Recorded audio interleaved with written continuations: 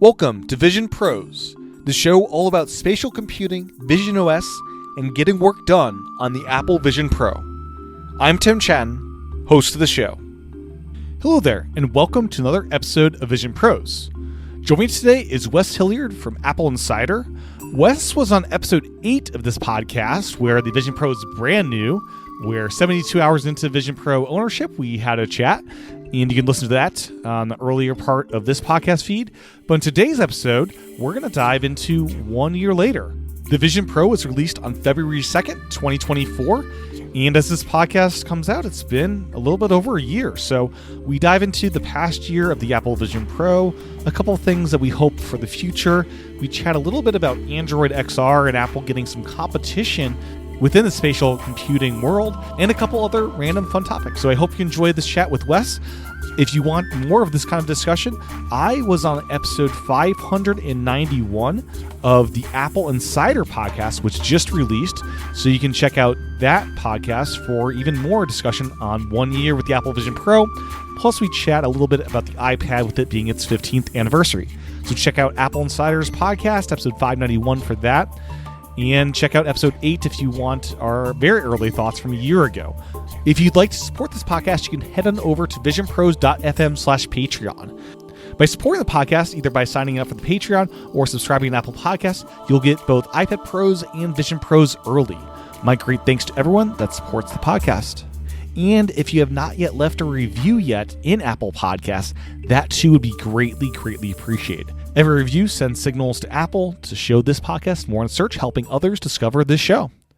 With that, here's my discussion with Wes. Enjoy. Welcome back to the podcast, Wes. Yeah, it feels like we just talked, you know?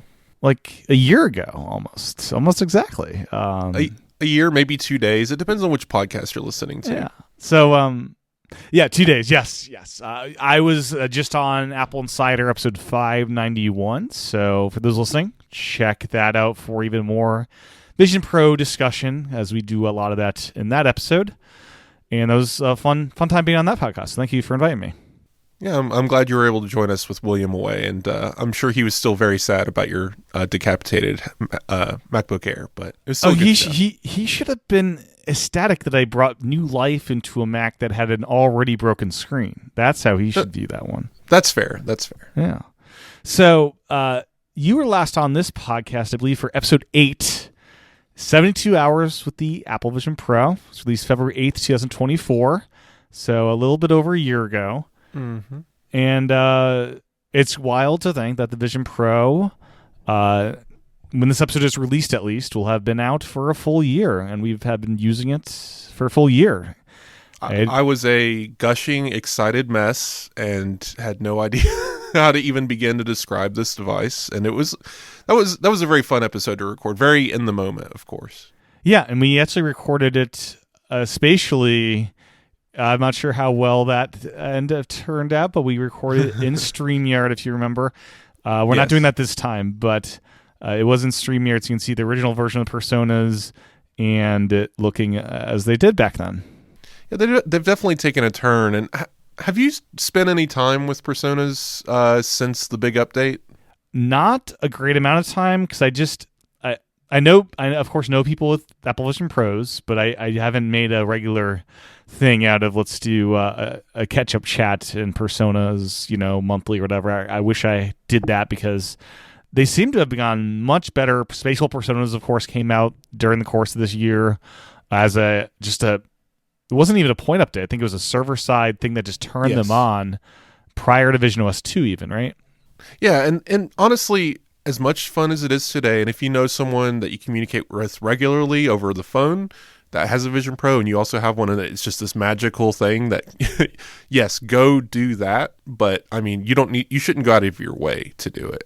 I think this is definitely an interesting future in communication, and we'll get there as Apple spreads the Apple Vision Pro to more people and gets more visionOS technologies out there. I have a feeling this is going to be a very big deal, and I'm glad we can preview it now, but it's definitely not one of those things of, let's buy my aunt a Vision Pro just so we can communicate this way. Yeah, and just last week there was a discussion going on with like friends and family about how Zoom meetings, they hate them or whatever, and FaceTime even, that they don't like it as much as in person because you're just looking at yourself constantly, making sure you look okay. And that is something personas do so well, is you can't see yourself and you're just connecting with that person. And that is, I think, a real difference between that and just a Zoom call. It's unreal. When Andrew and I played Battleship together to test the feature, it was very different feeling than even a FaceTime call. So, if you have this thing and you know someone with it, give it a shot. I definitely recommend it. It's cool. It's just I see where it's going. We're just not there yet. For sure. Yeah. So, yeah, last year we got these things and it still feels new to me. Like, even though I wear it every day, it's still, every time I put it on, it's like, Windows in your environment, there's something special about it still. Like they say this on Apple's website about, your apps are in your own space and, spatial computing and all that. And it does feel like a uniquely different thing from what we've done before. And I don't know if you have feelings a year on in, if it still feels something that's fresh and exciting to you still or not.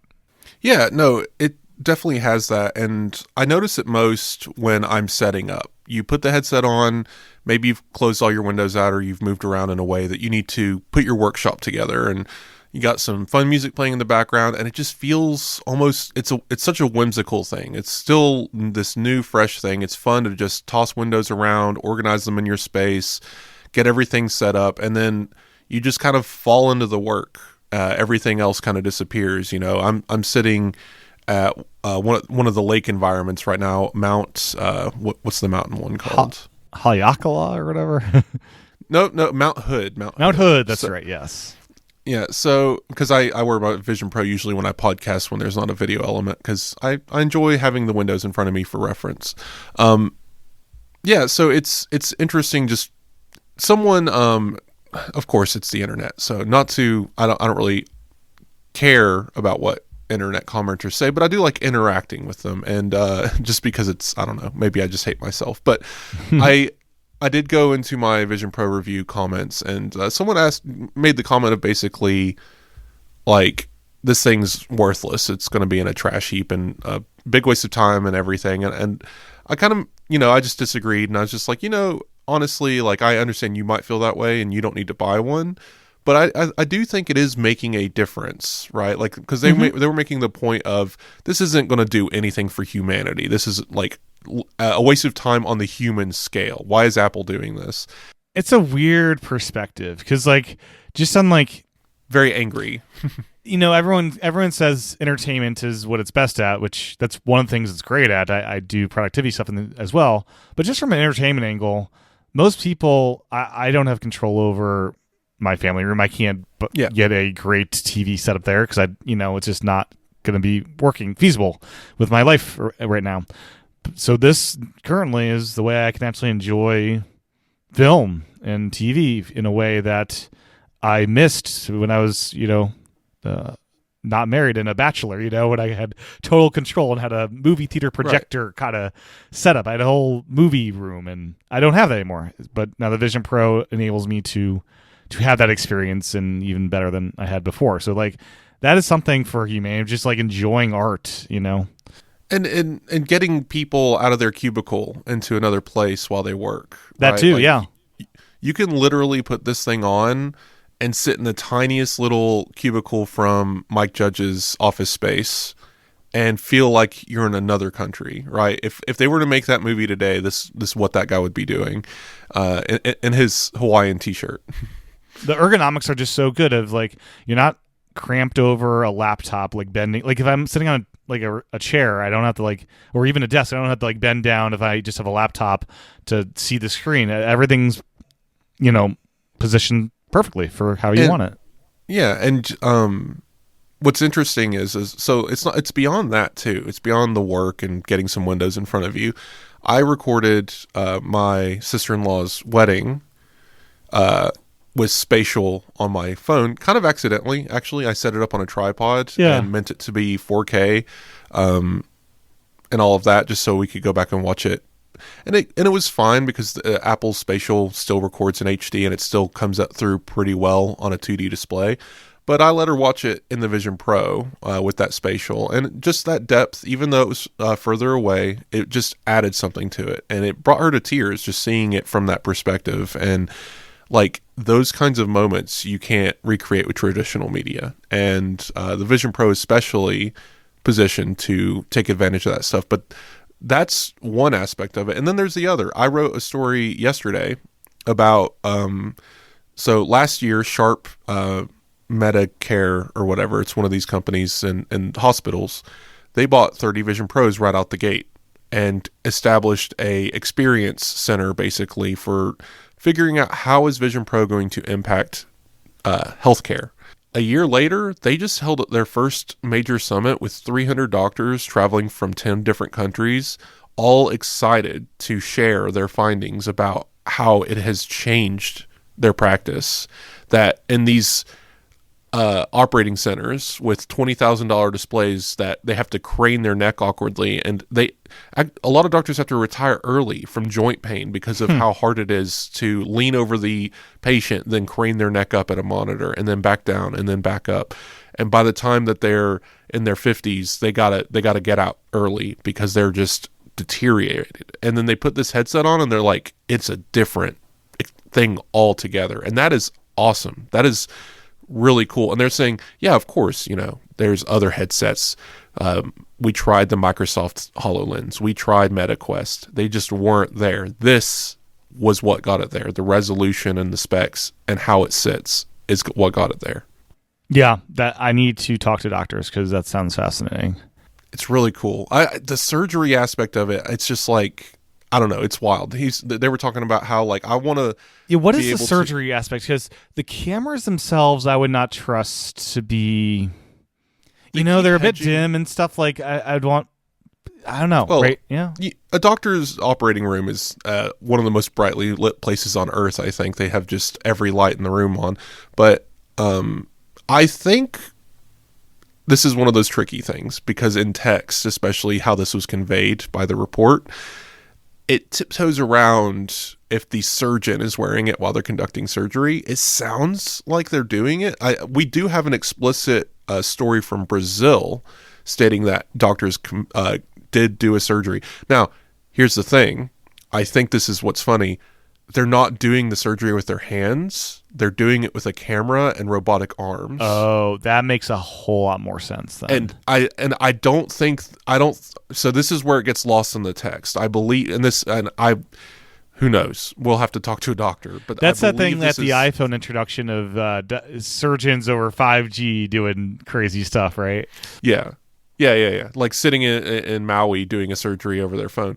No, I do think this is really cool technology, and the doctor in this particular report did say I like the idea of this in training as well. I can have a young surgeon with the Vision Pro on. I can be on the Mac. I can see what he's seeing, and I can draw on his interface and tell him where he needs to go. And it's just so many things about this beyond just, it's a monitor I wear on my face, right? Right. And that's just the medical industry. So I just find it very fascinating, and it is already changing how we do things around the world. So yeah, definitely not a trash bin product.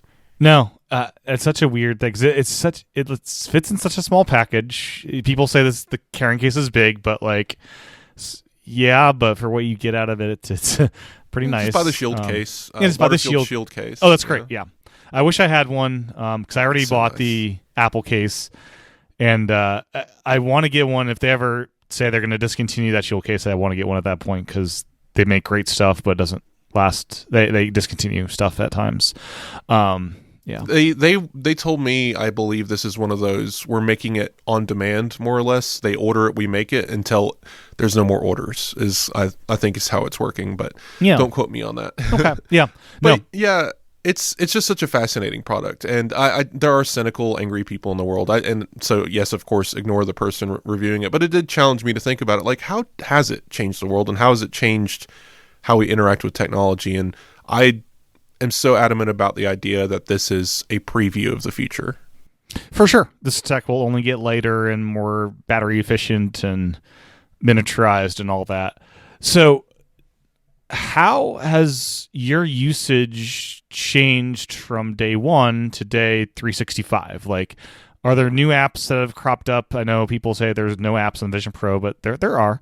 Um, and Yeah, for sure. Magic Virtual Display has gotten enormously better with the 2.2 update or whatever it was. And so, yeah, what things, if any, have changed for you? Well, what's fascinating here is when it first came, if I was not in the industry I am in, I would probably live in Vision Pro. But because I write for Apple Insider and I write reviews, right? So I just wrote a review for the Mac Mini. I write reviews for monitors and keyboards, and I test all these products. I'm currently trying to review like camera equipment for the iPhone. Like it takes me out of the Vision Pro. You can't because the actual use the products you need to and do the photographs of the products you need to be in the real world and using that stuff.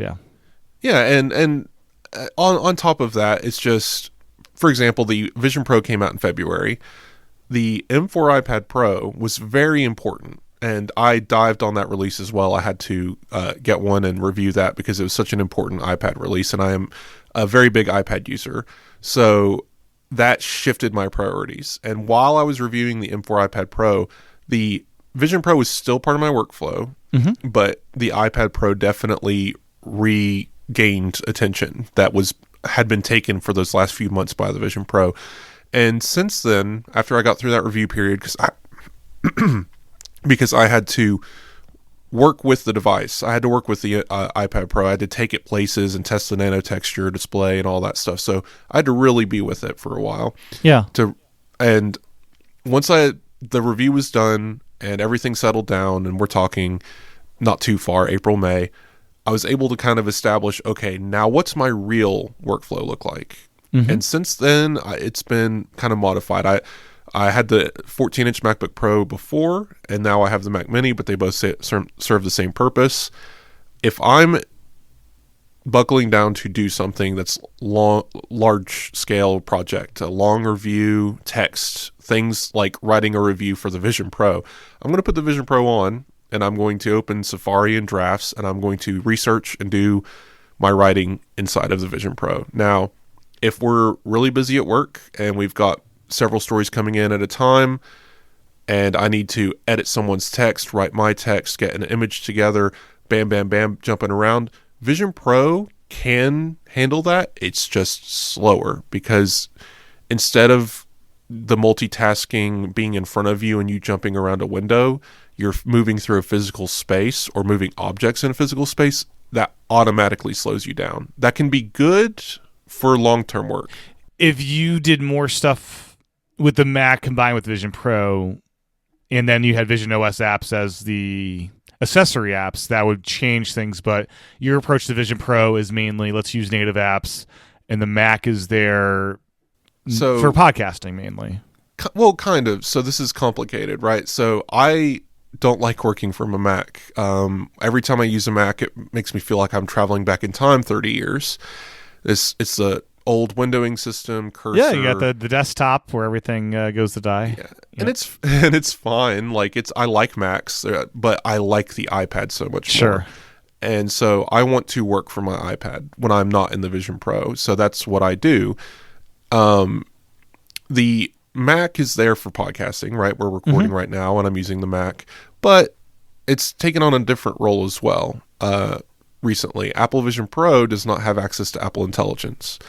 So I used Grammarly for a long time for helping me edit text, and it got worse because they did this AI thing, and I had just whatever. It started making weird suggestions that I didn't like, that didn't adhere to how I write text, and it got too big and bulky. So I was just like, I'm really excited for Apple Intelligence to bring me a writing tool. And when Proofread got good enough, I ditched Grammarly and moved over to that. Turns out that's a really important part of my workflow, and I can't stop everything in the Vision Pro, go over to my iPad, edit the text, and then jump back in. So I use the Mac. If I'm writing in the Apple Vision Pro, I can bring the Mac up, use that to access Apple Intelligence, and then get back into the Vision Pro quickly. I see. And is Drafts your one and only writing tool, or do you have different apps you bounce around? I used to use iWriter, and I kind of fell off of that when different priorities changed at work. I have different projects that I do. So Drafts is basically the one and only. I love Drafts.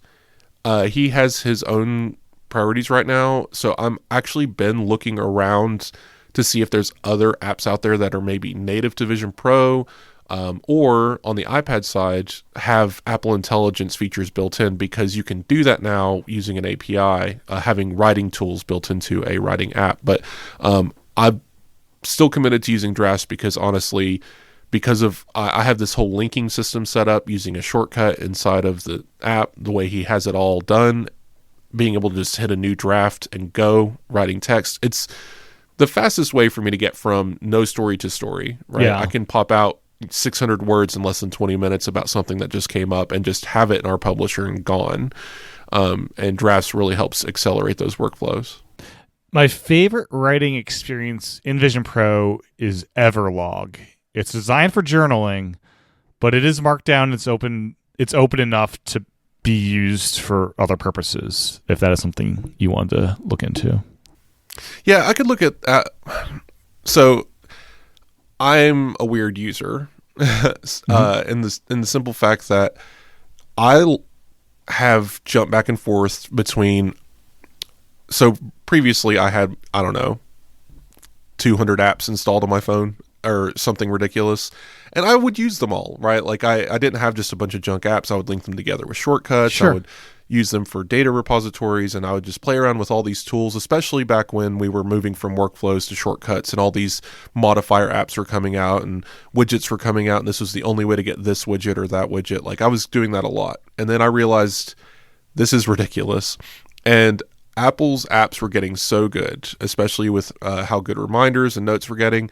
I decided to downsize. And in the last year or so, my philosophy has been, if it can get done with an Apple app, do it there. And then only when an app offers something Apple's apps cannot do, look elsewhere. Sure. So I try not to replicate functionality, right? I don't want another journaling app because I have Apple Journal. I don't want another weather app because I have Apple Weather. But recently I've realized Carrot Weather has a live activity, so that's might be enough for me to say, you know what, Carrot Weather's worth reinvesting in again. Right. So that's kind of how I'm making decisions. And with Everlog, I would say I'd recommend it as just a great native visionOS app. Has great platform support on the other Apple devices, but as a Markdown client, where it's like an alternative to Drafts kind of thing for you versus a journal.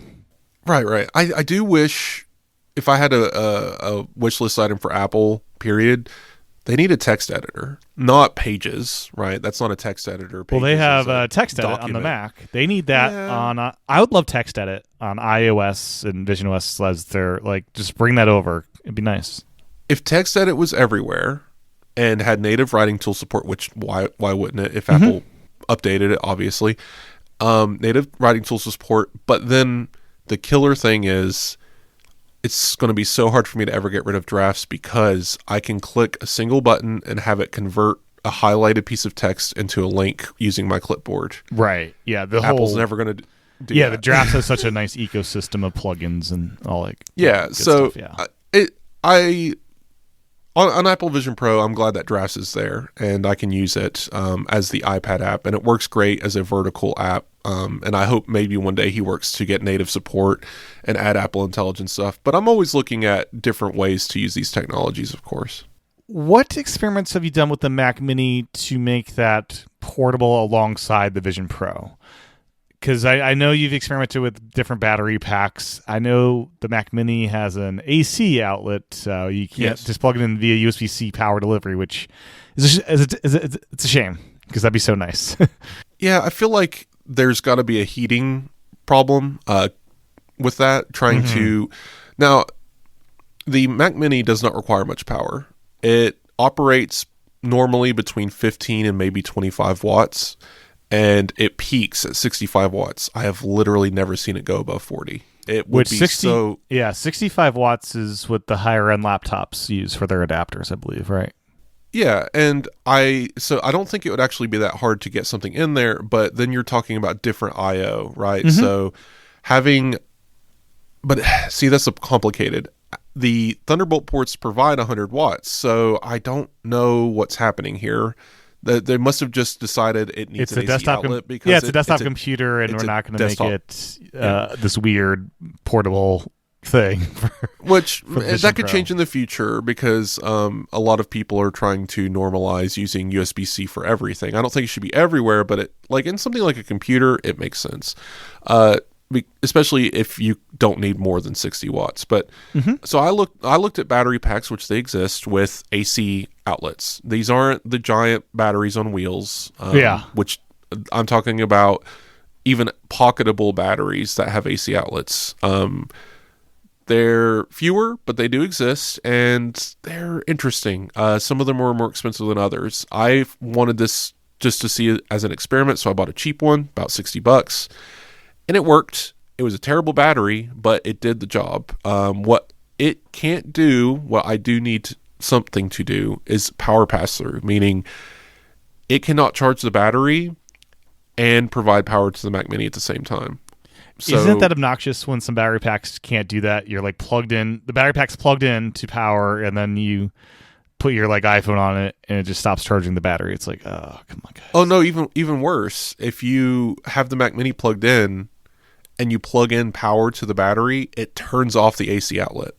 Oh, brilliant. And starts charging the battery, right? It's a one or the other. Yeah. Because in an ideal world, the way I would have this set up, and where I'm going to get to eventually, there's a couple of batteries I'm looking at that are more like $300-$400, and I'm trying to email them and be like, hey, let me do a review. The ideal future is let me have a battery that's around the same size and shape of the Mac Mini, which funny enough, the one I found which is great. Let it plug into the AC port with a short cable, maybe even have a bespoke adapter made by that company, which is what I would go for. Like if Satechi made this, have a little, it would be a fused AC cable on their end, no outlet, and it would just be a little, what you'd call like a donkey tail that stuck out the back end and just flopped up into the the figure 8 outlet on the Mac Mini.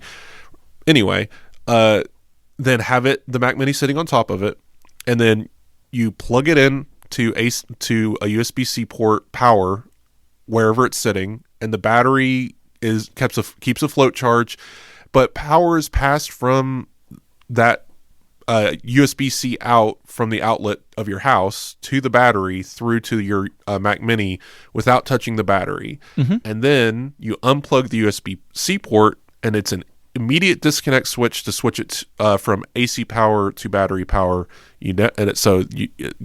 This exists. You can do this. Yep. So we wouldn't lose power to the Mac Mini. Pop it clean off, and then now you have a portable Mac Mini with a battery. It's draining battery power. You carry it around, and when you need to charge it, plug it back in. Yeah, I mean, UPCs do this already. You plug... That's what I was looking for. Yeah, uninterruptible power supply. So, but much smaller than your standard UPC. Yeah, and all of this technology exists, and batteries exist already that do this. I just haven't bought one yet. But that's the ideal situation. And then, but what I did find from this experiment is I could take this battery at this wattage. I don't have all the specs in front of me, but it was relatively low. This is a small battery. But it could run the Mac Mini for multiple hours, playing emulators, running work stuff, editing photos, what have you, in virtual display in the Vision Pro. The battery with the Mac Mini connected would outlast the Vision Pro, both of them disconnected from power, and that is excellent. Now, that's a challenge. You need power for both.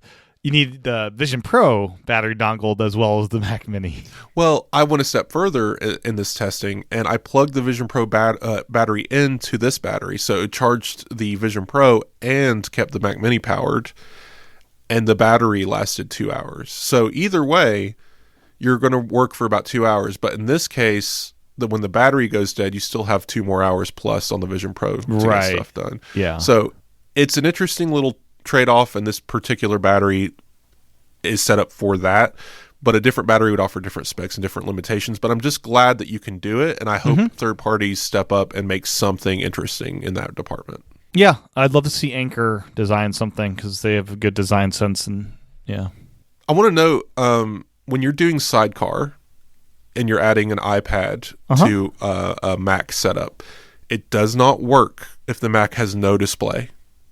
But is that accurate? That's accurate? Yes. Yes.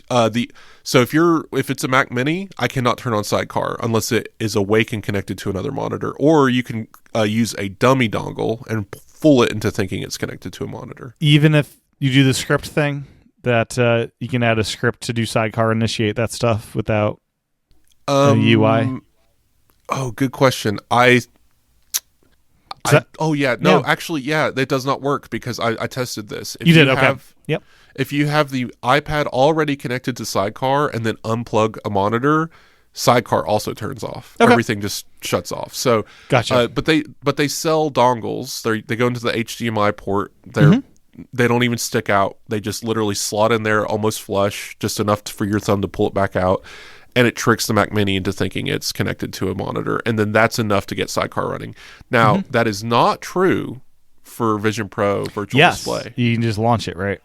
Yeah, and that's awesome, especially if you have an Apple Watch and you just click whatever mouse. I have a Magic Mouse connected to the Mac Mini at all times, just on my desk. So if I want to wake the Mac Mini, I just click that from wherever I'm working. It wakes up, my watch taps, it unlocks, and then I just jump into it for my Vision Pro without ever having to look at the Mac. Nice, yeah. For visionOS stuff, what are some of the other apps you use outside of drafts? Well, I have a few things set up for my workstation. I have the app Glance Bar, if you've ever heard of that. Oh, great one. Yep. Yep, and that one's really nice. I have like reminders and TV put on the app launcher on the bottom, and I can see the reminders coming up for what I need and the weather widget. Like, it's all very handy, so Glance Bar is a good one. I also usually just keep Apple Music open, obviously. There's the app Home UI, so you can, if you've ever heard of that one. I don't think I have, actually. So Home UI is interesting because you can set it up to have floating objects over your physical world lights, and then you click that object and it toggles that physical HomeKit device, right? So I put the button next to my physical real world lamp, and that's now a switch for that lamp inside of Vision Pro. I haven't. At first, I thought I'm going to do this all the time. I'll leave windows in different rooms. But the more I use the Vision Pro, the more I do the hold the reset my window thing. And, with power reboots and stuff, it currently doesn't feel designed to do that kind of stuff. Yes. We need anchor points. And maybe we had a rumor recently about AirTags 2 being able to interact with Vision Pro, and perhaps that would be a good way to get a physical anchor, or perhaps a future Apple TV could act as a real world anchor, because and it probably would need to be more than one Apple TV, because they would need to triangulate, and then the Apple Vision Pro could use that location information so it always knows where it is in 3D space, and then it could put everything back where you left it every time, even through a reboot, as long as it had that physical anchor. I feel it could do this today, because every room you enter, it maps it out without you knowing about it. There's no UI for saving things and room sense or something. Yeah, there's no if there was some way to tag a window, you have the X to close a window.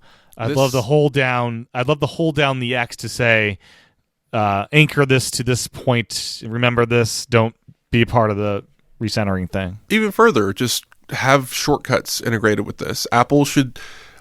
I have a feeling this is a future thing. They could have it so in visionOS 3, HomePods and Apple TVs become anchor points in physical space. And when you enter a room, you're able to basically say, okay, click this shortcut button labeled living room, and it just maps all the windows you want in your living room, whatever that is. Or you could have it automatically triggered based on proximity, right? Like, this is the kind of stuff we can eventually get to. We're just not there. This is still early days, but I think, and all the technology's there. Apple just has to do it. Yeah. So a few more apps. I have Activity Monitor. That one's just fun because I can see how many cores are activated. It's not the most interesting app in the world. But I have that too. How accurate do you think that app is? Is it pretty... I mean, it's definitely giving you some information. Yeah. I don't know how much developers have access to, but it's doing something anyway. It is, Maybe it's just fun to look at. But I wouldn't say it's useful. You can't really act on it. But yeah, it's just another widget to have floating in space anyway. Of course, Theater by Sandwich and Television by Sandwich. Both of those are must-haves for Apple Vision Pro. But as far as work goes, the way I have things set up, it's Safari and Drafts, Slack, Trello, Glance Bar, and then I'll have Blue Sky and Mastodon on one side. So what's cool, the way I have my office set up, if people want to see my office, we have an article that was released in December. You might have to search for it a little bit, but it's like how Wesley gets work done or something. And you can see my office, and it's a bedroom in a house, but I've turned it into an office space, and it's kind of circular. So I have a desk behind me, I have a desk in front of me, L-shaped desk in front of me where I work primarily. And when I have the Vision Pro on, I sit at the L-shaped desk facing a monitor and a keyboard and trackpad setup that I use with the Apple or the iPad Pro, but it also works with the Vision Pro by flipping a switch, basically. When I'm working, I have all the windows in front of me, but also to the left and right of me. And then I have my desktop on the desk behind me. So I'm surrounded 360 degrees by windows. And based on how I have everything set up, if I look left, I'm working in social media. If I look right, I'm in Slack, Trello, and work management. And if I'm looking forward, I'm working on the project. If I'm in the Mac, it's behind me. So it's a setup I've basically gotten to after a year of use. It's where I've landed. Nice. And for input on the Vision Pro, you obviously have a keyboard. Are you a keyboard snob as far as like have a bunch of different keyboards, or what's your keyboard setup? I get sent keyboards, so I'm accidentally a snob. But I use the mechanical keyboards from Keychron. Right now, I couldn't tell you it's Q something, but it's one of those very nice mechanical keyboards. Again, you can see that in photos of my office. But and then I use Apple's trackpad because it's the best thing for navigation on any product, honestly. Nice. Those are kind of your main work apps. And how does Slack? How does that behave in there? It's an iPad app, and it works. It honestly, it keeps my dot on, and it lets me know when people send me messages, and that's all I need. Good. Notifications in Vision Pro, how are you feeling about those? They changed. It's awful. Did they change at all with visionOS 2? I'm trying to remember how they launched. And it's still basically the same. You get these toaster notifications, is what they're called, where they pop down or pop up, basically, and you can't really, there's no good way to dismiss them. And right now I'm being notified that I'm in a FaceTime call with you. It's chasing me around. Oh, yes. That's the fun one, yeah. So like, or location, right? If Glance Bar wants to update my weather widget, the notification thing comes down. And now if I'm in a video in an immersive environment, now there's a blue arrow coming into my immersive view sometimes. It's better in visionOS 2, but visionOS 1 was aggressive. But notifications, I feel like the whole system is still a little broken, and that's one of the main things they need to focus on. But I don't know that. I don't really have Slack notifications turned on. I'm wearing an Apple Watch, so I get dinged, and I have a specific ding for Slack, so that helps, of course. And then RSS, still no good clients on Apple Vision Pro, so I use Feed with 4 E's. Nice. Yeah, I have kind of dropped out of using RSS over the years. Yeah, we need it for work, so makes sense. Yeah, but Feed is a good RSS app, and it's a good app in Vision Pro as an iPad thing. But all of the RSS feeds or RSS apps that exist for Vision Pro today that I've tried are not what I need. I won't say they're not good. For the people who need those specific functions, fine. But the ones that I've tried are all trying to like AI-ify, like, oh, let me give you this AI timeline and recommend you new feeds. It's just like, I just want to give you a list of an OPML list, and I want you to give me results. That is it. We need NetNewsWire for Apple Vision Pro, really, is all we need. Yeah. One thing I noticed during the Christmas time was the transparent windows of visionOS. They don't... it's very distracting if you have a window in front of your Christmas tree, I've noticed. Did you try this at all? Do you have a tree you set up? No, but I think I know what you're talking about. Like sometimes I'll have a window in the background. Like you're talking about objects coming through your windows in the real world, basically. Well, the lights in your environment influence the windows themselves. So, right. And if it's flickering a little bit, the window might do some flickering too. I actually have not encountered this because I always use Vision Pro in like static environments. That's interesting. But yeah, I feel like there should be like a Christmas tree detection like that. Yeah, that makes a lot of sense. Totally, yeah. Anyway, Vision Pro over the last year, I think we ended up on a tangent on talking about specific apps and stuff. And it was on topic. I'm just trying to remember our train of thought here. So as far as where the Vision Pro lives, what have you gotten? Stands weren't available on day one. I believe you are now using a stand. Is that accurate? Yes. And I can try and figure out what that stand is. But it is, it's actually in my review. I photographed it. It's actually a really hard stand to photograph because it's a vertical stand and photos are horizontal. But yeah, I have one of the ones that basically it's a aluminum kind of almost a Mac foot style that suspends the Apple Vision Pro in the air with a plastic top conformant to the shape of the face rest. So it just sits on there, and then the battery sits on the base. Nice. Do you use the included shield of the Vision Pro when it's on use, or do you just let it go out without anything? Yeah, no, I never. So the only time I put the face covering thing on is when it's being transported. So the water-filled backpack or even the shield case, if I'm moving it and it's in a case, that cover goes on. But when it's out in the open, it's not necessary. Okay.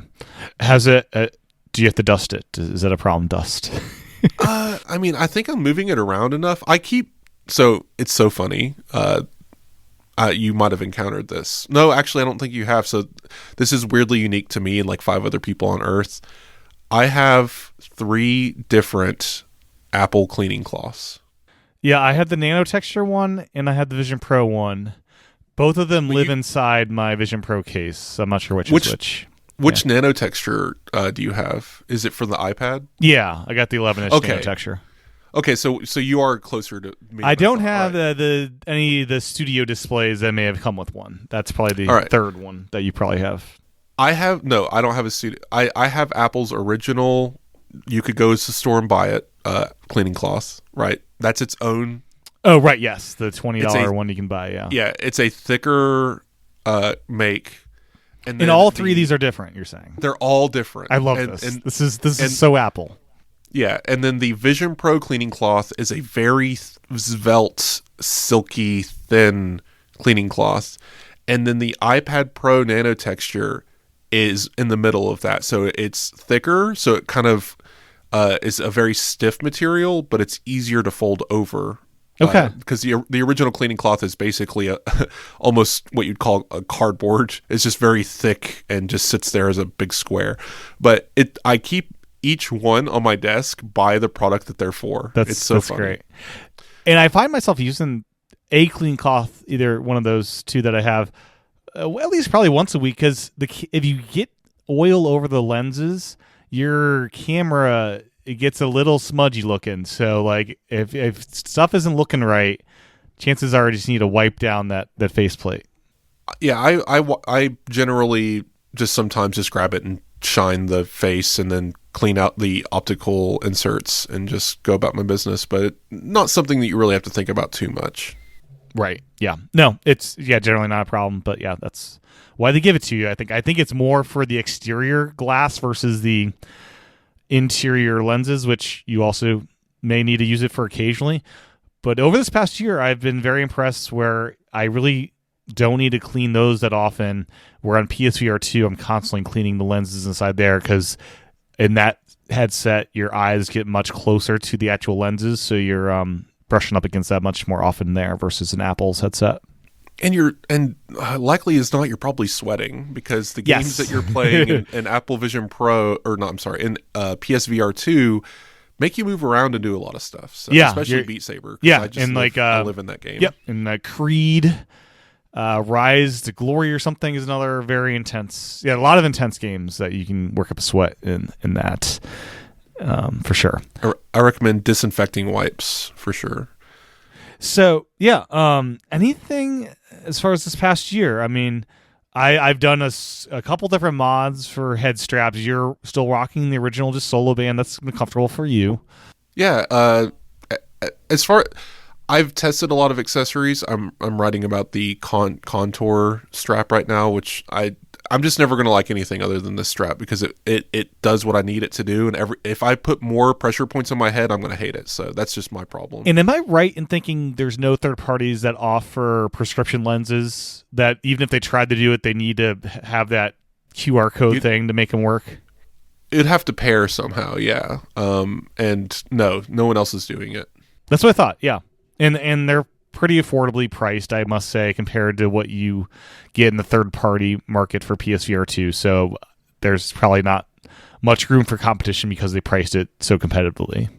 Yeah, and honestly, it's not. I know it's a lot. Like it's basically the price of a pair of glasses, but that's what you're buying. I mean, it's $100. Like it's many glasses or more, but yeah, if you're going to Zenny Optical, it's probably around $100, maybe $50 for glasses. But these are nice lenses. They're nice lenses for sure. And then as far as powering the Vision Pro as you work, you just have a USB-C cable that's at your desk and just the battery sits on your desk as you work, or do you try to put in your pocket and unplug from power occasionally? So it's in the office I have 2 stations that I use. Right now I'm at my podcasting station and the battery has a cable there I take it out of my pocket and it connects to a USB cable, and when it's time to go I unplug it, I spin around, go to my main desk, and there's a different cable there that I plug it into, but it always stays on the desk. It's only in my pocket if I'm actively using it like as a battery instead of charging. I see. Gotcha. And it's interesting, I have this little it's a Basus that makes these. It's a stand. I wouldn't call it a stand. It's a hub. It's a USB hub with outlets on either side. And the front has a couple USB-C ports. And at the bottom, it has an integrated cable, but it's on a spindle that you can pull. It's a retractable cable. So that is what my Vision Pro battery is attached to, is a retractable cable, which is really fun. Nice. And I guess you want to talk a little bit about gaming, because that's something you try to do as well outside of the productivity stuff. And for me, I mainly use the Portal app that a developer's been on this podcast to talk about. That's kind of the only gaming I do is the PS5 within the headset.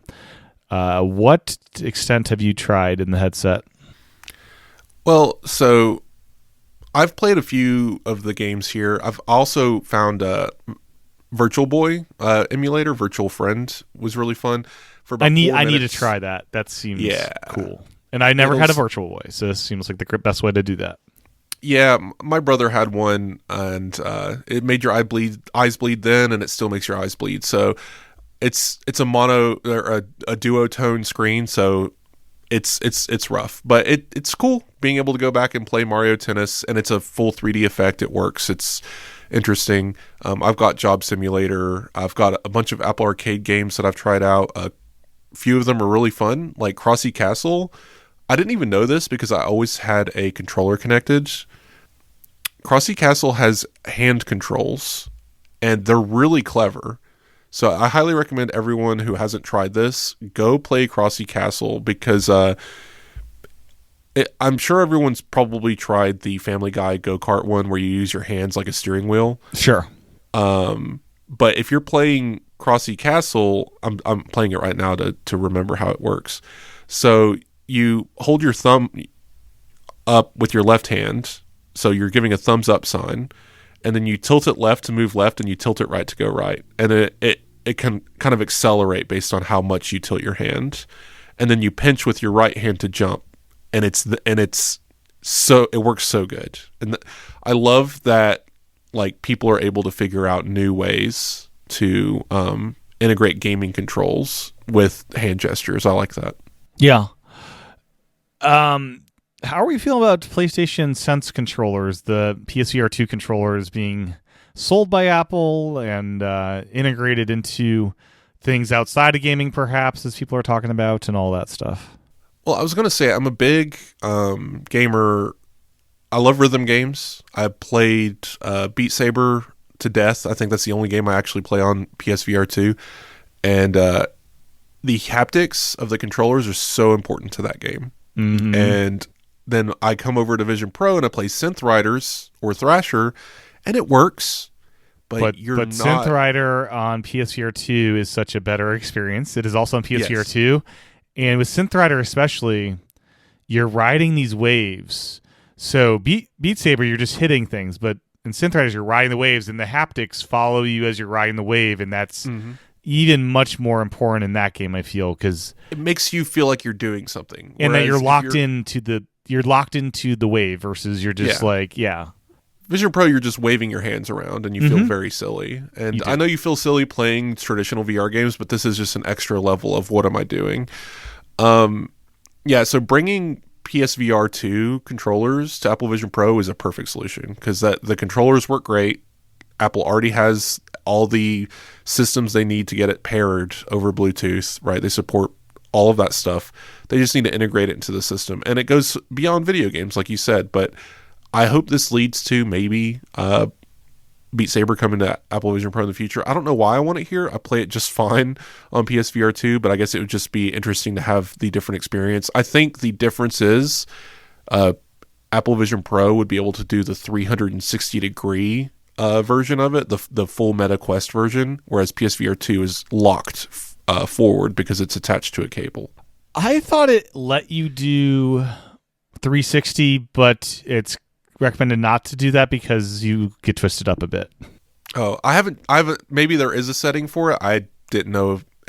I wouldn't try it, like you said, because you would get twisted. Yeah. You need to tether the cable to the ceiling and do some weird thing there. Yeah. Put your PlayStation on the roof. Exactly. Yeah. Have you managed to finish the campaign of Beat Saber? Just a side note. I've literally never played the campaign. I just go to the song packs and play the songs. Okay. I'm stuck in the campaign. I'm not sure if I'll ever finish it. It gets very difficult as the later things go on. I'm on expert difficulty of the songs. I play a lot of rhythm games, right? So I played a lot of the iPad rhythm games from back in the day, and I still get in those every now and then. I played a lot of Pump It Up, which is a Korean version of DDR, if you know what that is. Yeah. So like the actual arcade machine where you do the step dancing.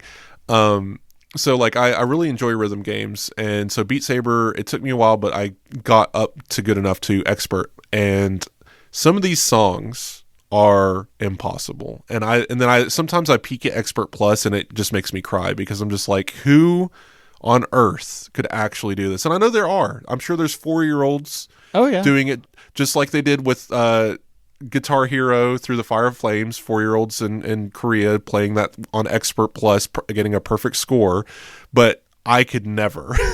I'm with you. Like, I feel like if you get far enough in the campaign, if you're playing those higher level songs, it gets to the point of being literally impossible. Yeah. It's wild. So you're pretty confident that we'll see these in the next year? I think if it's not soon, like we could get it before, we could get it in visionOS 2. This is a thing Apple is doing right now, but it could be a visionOS 3 thing, but it's a definitely like it's coming. I think it's going to happen. I wonder if it's just on Sony's end to try to repackage these things outside the headset. It's a problem because Sony kind of gave up on VR. They actually openly said PSVR 2 is dead. We're going to keep supporting it. And I don't developers think they actually said that. Okay. I'm sorry. I'm exaggerating. Yeah. So what they said, and they're still funding third parties. Yeah. They're just not. Their first party studios are a mess with live service, as we all know. Yeah. So no. It's not that. It's more of they kind of admitted that it did not sell very well, and it's because of its low volume. It's hard to attract developers. So, like, they're committed to getting games onto the platform, but it's not a priority. It's basically like it's out there, we sold it, but we're scaling back production, we're scaling back support because it is not. We overpromised and underdelivered, and they openly apologize for that. Like, that's something. Yeah, and I think they're hopefully for the long term. I think they see potential in this kind of technology, and they're just waiting it out. And I think PS6 might support PSVR 2, or they might have a similar kind of product that takes less R&D to bring the market. Because it was a huge transition for them to go from PSVR 1 to 2. 2 is VR from the ground up. 1 was re-architecting Move controllers and all sorts of stuff to make it work. PlayStation Move was so fun. I hate to get rid of that. But no, I'm with you, but I think that this is their nice way of saying it's going to slowly fizzle out until PSVR 3 and PS6. And we're how many years into PS5? We're like 4 years. We're halfway through the product cycle. Yeah, so I mean, it's still going to get don't get me wrong, it's still going to get games. Developers are out there still working on it. It's just Sony isn't throwing its full force behind it anymore because and enough of the tangent, but yeah, I mean, Sony themselves, their first-party studios are. Well, I think it's relevant. It is, but I don't. This has been such a weird generation for PlayStation because they canceled so many projects that were in live service that they're. Live service was a bad thing to chase, but that's a different. We can have a game podcast for that. Yes, but the reason why I bring it up is, and why I bring up PSVR losing steam, whatever you want to put on it, is because of these controllers. Now, if they've slowed manufacturing and distribution of PSVR 2, I wonder how their supply chain inventory is on these controllers. And even if it isn't stacked, it could get there very easily because they don't have to make the headsets anymore. They could package them separately, like you said, and maybe have an exclusive deal to sell them through Apple. Now, or maybe other partners would emerge. And that's where we can talk about Android XR. Yeah. And yeah, there were reports that Sony stopped manufacturing PSVR 2, but I think they stopped and then they started again because they had some really nice sales and people were looking at manufacturer dates and they were well past what people were saying. Okay. So, yeah. So it recovered more or less. Yes. I think they priced it way too high, and once they did the sales for back to school and holiday, people started buying it up in droves. It was like one of the best-selling things during that period. So I think it's just the price point, like $550 is a lot for gaming alone. We've seen this happen in gaming before. I've studied the gaming industry for a long time, so like we've seen these kinds of things where, sorry guys, bad console. PS3. It was a failure at the beginning, and then it got the price down to where Yeah. But Android XR. So in this in year 2 of Apple Vision Pro, it'll have competition much faster than the iPhone did. And from the looks of it, Android XR, it looks like they studied visionOS very carefully.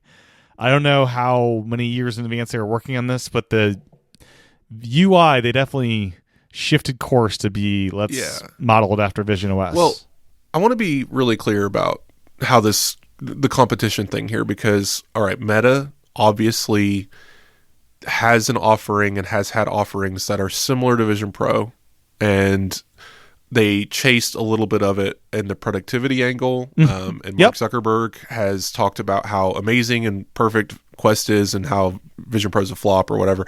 But so there has been something, but even Meta did kind of shift gears to try and directly target Apple Vision Pro. But Android XR is a direct competitor in the way that it is spatial computing versus Quest is a game console that just so happens to have a couple of productivity apps that later got adapted for spatial, but it is not a spatial native client. Exactly. Yeah. I would define it the same way. Meta Quest is a gaming console, but the Android XR is a true competitor to Vision Pro as far as its goals of the platform. And it's a little frustrating to me, too, because we see reporting from different places saying, like, the Meta Ray-Bans. It's just like, why is this even in the same breath as Apple Vision Pro? They are not the same products. They're not even close to. They're not trying to do anything. Yeah. So it's just curious to me seeing that. But anyway, like, just anyone who reads tech news, you probably see what I'm talking about. But it comes up like, oh, Vision Pro, it couldn't compete, and Meta, they had their Ray-Bans. It's like, why are you talking about this? But the Android XR, I think, is huge because it validates everything Apple did. Every decision they made about Vision Pro, down to the battery pack and the hand gestures and bringing the environment into the headset with this mixed reality style computing, all of it is being validated by Google and Samsung right now. And that is very important for the future development of Apple Vision Pro. Yeah, and it'll push Apple to stay on their A game because they have someone that's chasing them now. Yeah, and people are like, oh, they're going to super undercut Apple's pricing. Probably. I mean, it's probably going to be a little bit cheaper. It's going to use lesser components, lower resolution. I'm still thinking it's going to be north of $1,500 for this Samsung one that we've seen. But Android XR is an ecosystem. You can make a $500 headset that runs Android XR. Mm-hmm. It would be worse, and you might get motion sickness, but it will work. But that's the thing, though. When it's wider spread and lower priced devices, even if it makes you sick, people will buy them. Yes. And developers will make apps for them. Google has already promised to make YouTube a spatial app for this product. I can't see them withholding it forever. And they might hold on to it for a little while, but I do feel like YouTube Spatial is coming. It's weird because Juno got kicked off the store because supposedly Google was angry, and Yes. that the theory was they're going to bring YouTube to visionOS 2025 because of this. Well, I still find it confusing because the accusation was that Juno replicated the UI too much, and changed too much about the website, trying to make it look as if it wasn't YouTube or something. Yeah, modifying intellectual property. It's not really allowed. Right. So. And it got kicked. But then I look at things like television, and I'm like, hello? They just pull up the YouTube website directly without any change at all, really. But then they put it inside of a 3D model. I don't know. Yeah, I know. It's bizarre. Yeah. I don't understand. I'm very glad I still have Juno installed. It still works great. I also have it installed, yes. I use it every day. It's the main way I watch YouTube. It's just this whole industry is so interesting to me, and I still hear echoes of this, and I want to know your opinion. I don't think it's true, just to preface it. So a lot of people have said the reason why Apple Vision Pro doesn't have native clients is because developers are actively protesting how Apple runs the App Store, and they're like, why would I make a new app for a new platform? I don't think this is the case. I don't either. I think they don't want to deal with the support. Well, I think it just is a small volume thing. There's definitely people doing it, but it's not like this wide swath. It's right. A handful you have of Paramount, protesters. you have Crunchyroll, HBO Max, who Apple I think worked with. Apple I think needs to do more outreach. Yes. And maybe pay them some money to get on the platform. Be treated more like I don't know. That was a big part of my review of just like, hey, Vision Pro is still great. Here's everything that I do with it, but let me get into what Apple needs to do. And they really need to, like you said, outreach or evangelism. They need to beg. They need to go door to door and say, bring stuff to this platform. What can we do for you? Now, they've done a little bit of it with these little, what's the word for it? Not camps, but like these little groups that they do, and they meet up, and they're like, hey, developer camps or whatever days. Yeah, and they're like, okay, here's what you need to do to get the app to Vision Pro. But the thing is, some of these apps are making like $40, and it's not great. So I don't know if Apple needs to do like a revenue matching program or find ways to make developers want to do it, or work back the API a little bit to make it less work on developers, right? So the reason why some apps haven't come to Apple Vision Pro is because, like you said, they don't want to have to deal with support. They don't want to have to deal with porting to a completely different ecosystem. So Apple needs to either incentivize them with money or make it so dead simple to port an app to Vision Pro that you don't even have to think about it, and it creates no real issues. And I know that's it's an impossible task, but it's just, come on, you got to meet somewhere, because the developers obviously aren't coming, so you need to find a new tactic. Yeah, for sure. Have you done much with AirPlaying your iPad into Vision Pro? Has that been of utility to you at all? I tested Bezel that does this more or less, and that was interesting, but not very useful. Because that's a native visionOS 2 thing that you can now do. Yes, and it's not really something that I've tried. Okay. It's not quite what I need. Okay. It's especially useful with the Magic Keyboard, right, where you have a keyboard hooked up to your iPad, because then you have input without needing to touch the screen, which is nice. Right, but then, right, I need 4 input devices to run the iPad and the Vision Pro. Yes. And So yeah, for sure. That's the trouble. Mm-hmm. Yeah, because there's no continuity keyboard between iPad and the Vision Pro, which should be there. That'd be nice. And then lastly, you wanted to touch on the fact that there is an Apple Glasses project that was killed, and this is one of many, I guess, projects in the works. This one was having to do with using these glasses tethered to the Mac as a way to interact with your Mac, I guess. Yeah, we know of 4 or 5 internal projects at Apple right now dealing with augmented reality or virtual reality. Apple Vision Pro came out, so that we're here. Mm-hmm. And then Apple Glasses is what we kind of codename this futuristic project that would be AR-style glasses that put a virtual display, basically Apple Vision Pro, but in glasses form factor. We can't do it yet. The technology isn't there, but we are hoping to get there eventually. Literally overlaying software into reality with a non-bulky presence. Obviously, they're still working on that. That hasn't been canceled. But there's these other form factors. One form factor is like the Meta Ray-Bans. They're looking into how do you get head-mounted cameras and audio, and they're looking at AirPods for that. So different device, maybe not glasses, but they're looking at ways to further augment reality that direction. And then you have a different industry, which we've seen, like we're both fans of Mac Stories and stuff. Federico Vitici has bought glasses like this, where it's basically a display that hooks to a computer, and the computer treats it like a display, and you wear it on your face. And they're glasses. They're doing nothing else computationally. They're basically a monitor you can wear. And Apple was apparently working on this as well, and they've completely ditched that project. Which, yeah, I mean, it makes sense. Fine. It makes sense. There's no need for this. No, there isn't. Because as the Apple Vision Pro gets cheaper and stuff, like that'll be the solution. Or maybe the other glasses project could also do this down the line, right? Yeah. Well, Apple Vision Pro is a computational platform. The thing that was killed a dumb monitor, basically. Yeah, it was basically a studio display you could wear. And sure. Why do we need that? We don't need that.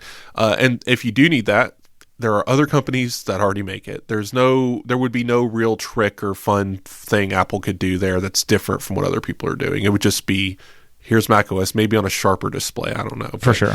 I don't really see this as a miss. Here's the thing about leaks in the industry. We're never supposed to hear about these things. But people treat them as genuine news, as if Apple came out and said, sorry guys, we can't make this. We tried and we failed. First of all, it was never announced.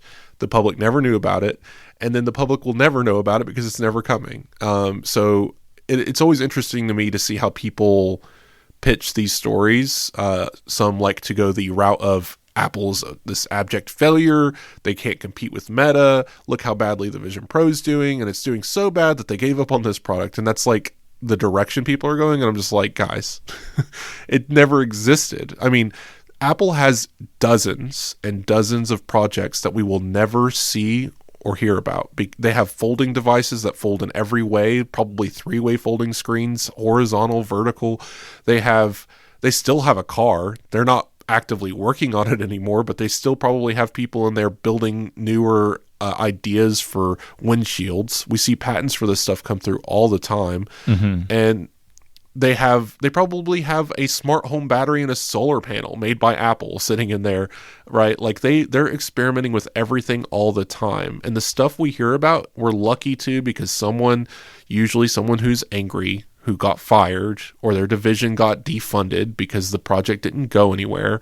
So they run to the press, to someone who's a known leaker, and says, hey, I have some information for you about how terrible Apple is at this thing. And then they run it with that aspect. So just wanted to bring a little bit of that kind of background information about how these things usually go when we cover them in media. You gotta look at who's reporting and what narrative they're trying to tell. Yeah. And then I did watch the new fully immersive video, the bull riding last night. It's 10 minutes long, and I gotta say, it's been nice having these roll out every month or so, or hopefully sooner than that. This is probably my least favorite one they've done in a long time. I'm not sure if you've seen this one yet. Have you ever been to a rodeo? No, I have not. Well, it's a very specific thing. I'm in Tennessee, so I feel like it's just a thing that we can do here. But so I've been to a couple, and they're fine. Not my real cup of tea, but hey, it's just like going to any old sporting event. A bunch of people excited around you. You kind of get infected by the fun of it. I have not watched the immersive video of this yet. I didn't know it existed until you said it. This is one of those things that definitely just dropped. And this is another frustration that I had in the review of Apple. Why do we don't even know when things are coming. We don't even know what's coming. Yeah, they just show up in the TV app like, oh, you can watch this now. Cool. We don't have a launch schedule. And Man vs. Bee, this is a completely separate title. This is a new series, it seems. I wonder what, if we'll have imagine if Dundee was still... alligator. Yeah, alligator wrestling. Well, it's not... This would be a great adventure, but it's a whole different series. Fine, I'm happy to see more series. Great. But how many series do we have now that's episode 1? Yeah, right, exactly. I don't know. But yeah, I was it seemed less impressive because of some of the camera angles they had to deal with for safety purposes, I'm sure, to be far enough away from the animals. So, yeah. You can't strap a $multi-$1,000 spatial camera to a bull. Or even put it in the main arena. There were some cool shots, but yeah, some of the just like perspectives were just not as cool as some of the other videos we've seen so far, for me at least. I mean, let's see, clowns in a barrel. It's definitely interesting. Like my argument's always been film everything. You have these cameras, you have the people, you have the editors, you have the tools and money and time. You have everything. Just start filming stuff. Go everywhere, film everything. Rodeos, elephants in Africa, like you said, alligators. Let's go underwater and film all the fish. Let's just have an aquarium. Just go set up a camera in front of an aquarium for 4 hours. Yeah. Just let that be an environment we can sit in. Just film everything and let us watch it. I don't know why they're not doing that. Film concerts. Yeah, I hope we get a bunch more environments with visionOS 3 and maybe even a platform where developers could submit their own environments. That'd be very, very neat. Well, I think the only problem with environments, and I know people can do this because obviously developers are making their own, is their 3D renders, not really photos. So I like that Paramount Plus gamified it a little bit and let you play, catch jellyfish and SpongeBob or whatever. I want more interactivity another way, right? I want to be in Mount Hood and see a Sasquatch walk by in the trees if I'm looking in the right direction at the right time, right? Just silly. Occasionally it rains, stuff like that happens. Yeah, I love the rain. I love that there's sound with it. I feel like there needs to be more stuff like that. For sure. Birds flying. Wait until I want to go to Mars. Hey, did you ever play Heavy Rain? We talked about this in the first podcast. I did. That's the David Cage game, right? Yeah. Yeah, so there's a police officer with some AR glasses in there that does drugs, but that's not important. He wears the AR glasses, and he can have an office on Mars. I want more fantastical places. Apple should have... I want to work underwater. Wouldn't that be cool? That'd be very cool. Yeah.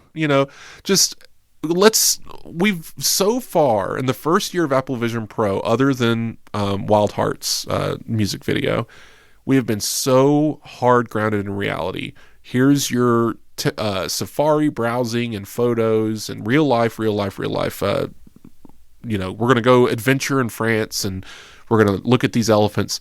Let 2025 be the year that we get into some fantasy worlds. Imagine if you had an environment of you sitting down where Ed Harris is overlooking the alien city and abyss. Wouldn't that be beautiful? Or just so many fictional locations, right? Like I would go to Midgar in Final Fantasy VII, or I want to go some Apple properties. Let's go sit let's sit in an office at Lumen or at Macrodata Refinement and have our sure. Or let's Mythic Quest. Let's go Mythic Quest. Well, what's the Foundation? Let's sit in space in Foundation, and have spaceships coming in and out of their whatever they call their light speed. I forget what the name of it is, but like just have ships flying overhead at the space station while you sit on the moon and watch them do that. Like just, I don't know, do some cool stuff. They have so much space to do the cool stuff. Apple Vision Pro is impressive out of the gate because the technology is impressive. But now we've had it for a year. I'm not bored with it. I'm still excited by it, but let's not get complacent. Let's continue to make it exciting and new. And I think I'm ready for WWDC. I want to see, because the problem is WWDC last year was only a few months after Apple Vision Pro launched. So all we really got to see was, here's what Apple kind of had ready. Here's what they probably wanted for launch but didn't have time to do. Yeah. Now, this is it. visionOS 3 and what they announce, that's going to tell us what they think of this platform and what they've learned over the last year and where they want to see it go in the next year. This is going to be a very important event, and maybe I'll be back to talk to you about it after we learn a little bit more. Yeah, that would be good. I'm very excited as well for June, presumably, and I can't wait to see what they have to show. Hopefully it's a lot, because this is a new platform, and in the early days, there's a lot they can do. So make sure to check out Wes's review over on Apple Insider. Apple Vision Pro review 1 year later, time to exit the preview. So that's what you can search for in your search engine of choice if you don't want to browse through the site to find it. Anything else you want to promote or share? Well, I'll give you a hint. If you ever want to just find something specific that I've written or anyone else has written on Apple Insider, click on our name in the article or in the feed.